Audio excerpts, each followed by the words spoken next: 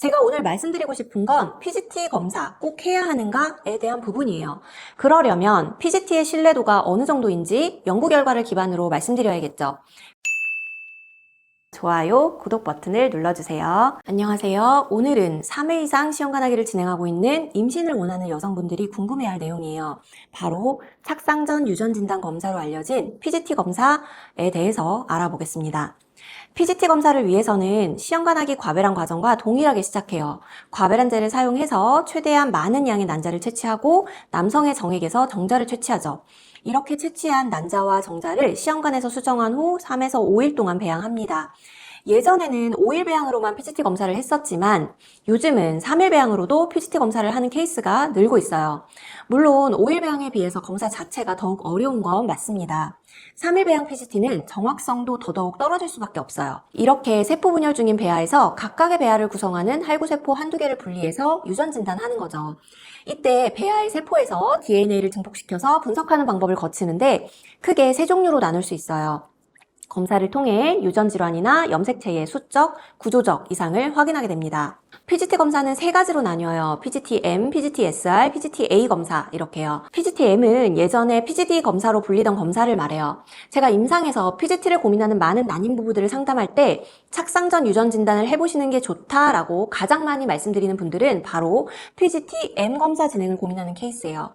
이 검사는 확인된 유전 질환이 있는 부부를 대상으로 하는 검사로 특정 유전 질환을 가진 부모에게서 그 질환을 물려받지 않고 염색체 이상이 없는 정상으로 진단된 배아만을 선별해서 이식하는 방법이에요. 이미 확인된 유전 질환이 있는 경우이기 때문에 이 부분은 확인하는 게 좋다고 개인적으로 생각합니다. PGT-SR 검사는 염색체의 구조적 이상 여부를 확인하는 방법으로 염색체의 전좌, 결손, 증폭을 가진 부부에게 시행하는 진단 기술이에요.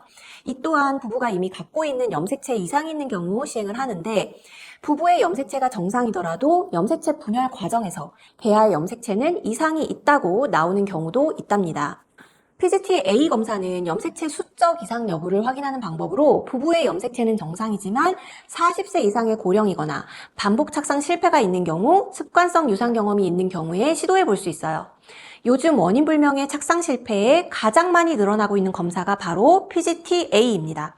저도 임상에서 난임 여성분들이 PGT-A 검사 여부를 고심할 때 부부의 시험관 히스토리, 현실적인 부분, 그리고 한의학적인 몸 상태 파악 등 총체적으로 고민해서 조언드리는 사항이기도 하죠. 제가 오늘 말씀드리고 싶은 건 PGT 검사 꼭 해야 하는가에 대한 부분이에요. 그러려면 PGT의 신뢰도가 어느 정도인지 연구 결과를 기반으로 말씀드려야겠죠. 그리고 PGT가 반복 착상 실패, 원인 불명 난임의 최종 해결책인지까지 파헤쳐 볼게요. 위 연구 결과는 미국 록펠러 대학교에서 나온 기사예요. 배양 초기에 PGT-A 검사로 정상 개수가 아닌 염색체가 나타난다고 하더라도 시간이 지나서 그러한 세포들은 태반으로 모이게 되고 결국 태반에 이수성 염색체 세포가 남더라도 전체적인 배아는 정상일 수 있다. 그래서 출산과 아기의 건강에 전혀 지장이 없을 수 있다라는 내용이에요. 실제로 관련해서 우리가 PGT 검사상 폐기하는 이소성 염색체가 나타난 배아를 실제적으로 여성의 몸에 이식을 했을 때의 유산율까지도 관찰을 했다고 하는데요. 정상 염색체 수를 가진 배아와 비교해서 유산율의 차이가 없다는 내용도 담겨 있죠. PGT 검사만이 정상적인 아기를 가질 수 있는 유일한 수단이라고 생각하는 많은 고난이도 난임 여성들에게 이러한 연구 결과는 충격적일 수 있다고 생각해요. 어떻게 이런 일이 있을 수 있을까요? 가능합니다. 왜냐면 PGT-A 검사는 실제로 배아의 태반이 될 부분을 떼어서 검사하기 때문이죠. 시험관하기를 하면서 난자는 수정돼서 배아를 만들고 보통 배아 실험실에서 3일에서 6일 동안 배양됩니다. 모든 배아가 일반적으로 5일 또는 6일에 도달하는 게 아니죠. 일부 배아는 정상적으로 분열하지 않고 발달을 멈추게 돼요. 그러나 일부 이수성 염색체 배아는 여전히 5일 또는 6일까지 계속 발달하고 정상적으로 나타날 수 있답니다. 착상 전 유전 진단은 배아가 발달 5일 또는 6일이 될 때까지 기다렸다가 테스트하는 것이 가장 일반적인데요. 배아는 5일에서 6일 정도 배양된 배반포 단계로 성장하게 되죠. 배반포 단계일 때 배아는 내세포 집단 그리고 영양외배업이라는 뚜렷한 세포 유형이 나타나기 때문이에요. 이렇게 하면 뇌세포 집단이란 실제 아기를 형성할 세포와 영양 외배업으로 알려진 태반을 형성할 세포 사이의 차이를 명확하게 구분할 수 있기 때문에 배아를 안전하게 테스트하기 위함이죠. 그러니까 배아에 손상을 가하지 않기 위해서 태반을 이루는 세포를 떼어내서 검사를 한다는 건데요. 아이러니하게도 그렇기 때문에 PGT 검사는 100% 유산이나 기억 문제를 진단할 수 없답니다. 배아는 배반포 단계에서 5일에서 6일에 가장 일반적으로 생검된 다음 PGT-A 결과를 기다리는 동안 동결되게 되고요. 얼마 전에 상담하는데 저에게 어떤 난임 고객분이 이런 말씀 하시더라고요. 병원에서 PGT는 99% 확실하다고 했어요. 라고요. 어떤 대화 내용이었는지 제가 알 수 없지만 아마도 난임병원에서 말하는 99% 정확하다라는 건 환자분들이 생각하는 유산율을 예방할 수 있는 확률이 99%라는 게 아닐 거예요. PGT에서 이수성 염색체라고 나오는 세포가 실제로 이수성 염색체를 가질 확률이 99%라는 뜻이겠죠. 그러나 아까도 말씀드렸듯 PGT 검사에 쓰는 세포가 염색체 수 이상이 있다고 해서 그 세포를 가진 배아, 그리고 그 배아가 자라서 만들어질 태아가 99% 문제가 있어서 유산이 된다는 뜻은 아니랍니다. 이 부분은 정확하게 짚고 넘어가야 해요. 아까 말씀드렸던 연구 결과에 관련해서 좀 더 심층적인 논문을 같이 볼게요. 이수성 염색체가 실제로 있을 때 이 염색체 이상이 태아 발달 단계 그리고 분만까지 과정에서 계속 영향을 미쳐서 유산이나 기형 등의 문제를 일으키는지에 관한 연구입니다.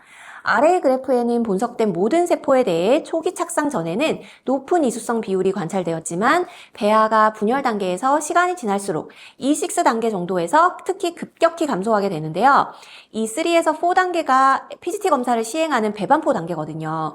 그리고 E6는 일반적으로 착상이 한창 일어나는 과정 이후이기 때문에 이미 착상이 진행되고 태아 발생으로 전이되는 E8 이상인 단계에서 이수성 비율은 크게 감소한다는 결과를 도출합니다.